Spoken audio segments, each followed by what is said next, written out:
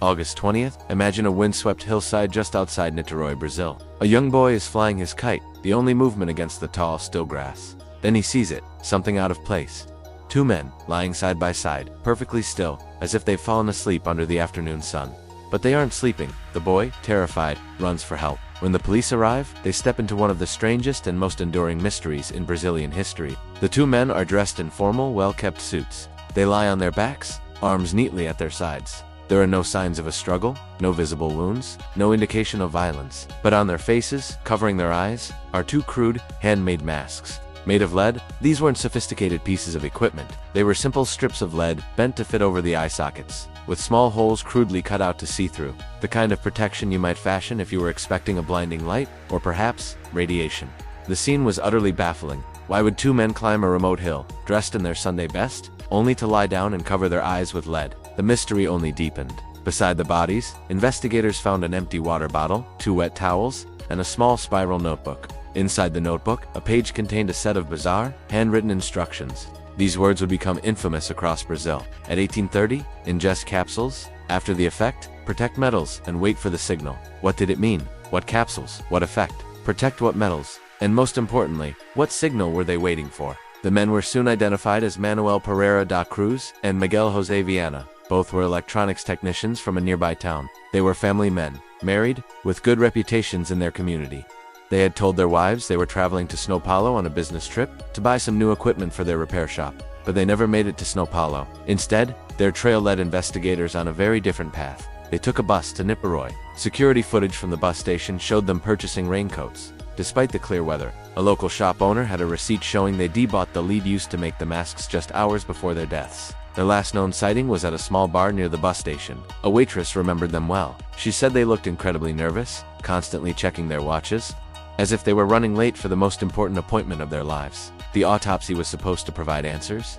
It provided none. The medical examiner was stumped. There was no poison detected in their systems. No signs of trauma, internal or external. No heart failure. No clear cause of death could be determined. The capsules mentioned in the note were never found. Whatever they might have ingested, it left no trace whatsoever. It was as if they had simply stopped living.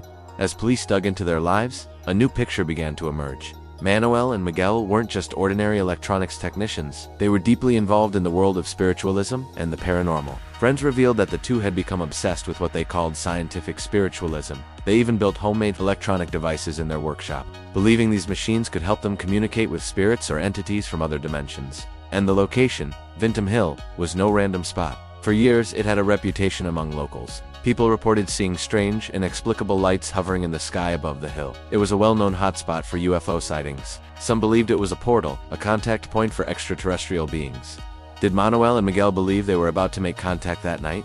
A crucial piece of testimony came from a woman who lived near the base of the hill. She told police she saw two men, matching their descriptions, climbing the steep slope on the evening of their deaths. A short while later, she saw a brilliant ovular-shaped light flash brightly from the hilltop. It was orange and red and emitted powerful rays in all directions. Then, just as suddenly as it appeared, it vanished. And then there was only darkness and silence. The official investigation eventually stalled. With no suspects, no motive, and no cause of death, the case was closed. The official verdict was simply death by unknown causes. But the theories, of course, never stopped. For decades, researchers, journalists, and amateur sleuths have tried to piece together the puzzle. Were they part of a secret cult? Was this a ritualistic suicide, designed to transport them to another plane of existence? Perhaps they ingested a powerful, unknown hallucinogen, expecting to achieve enlightenment, but it ended up killing them in a way science couldn't detect. Or did something go horribly wrong with one of their paranormal experiments? Did they accidentally open a door to something they couldn't control?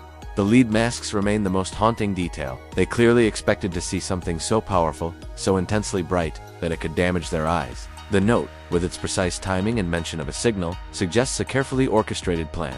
They were there to meet someone, or something. Adding another layer of high strangeness, researchers later uncovered a similar, earlier incident.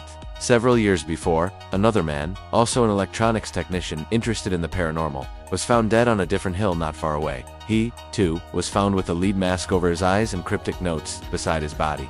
His death was also ruled unexplained. Was there a connection? Was this part of a larger, hidden movement? The lead mask's case is a perfect storm of the unexplained. It pulls together elements of ufology, spiritualism, secret societies, and forensic science. It's a story where every clue only leads to more questions. Manuel and Miguel took their secrets to the grave. We know they were preparing for something monumental that night on Vintem Hill. We know they dressed for the occasion, followed a precise set of instructions, and protected their eyes in anticipation of a powerful event. But we will never know for sure what signal they were waiting for. We'll never know if that flash of light was real, or if the signal ever came.